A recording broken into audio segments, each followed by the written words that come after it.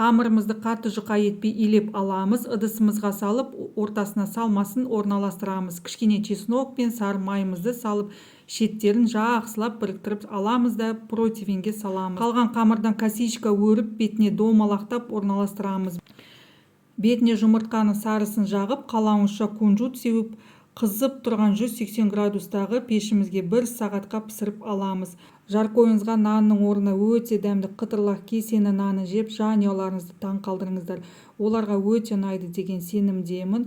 Баршаңызға ас болсын. Егер сіздерге менің рецептім ұнаса, тіркеліп лайк басуды ұмытпаңыздар.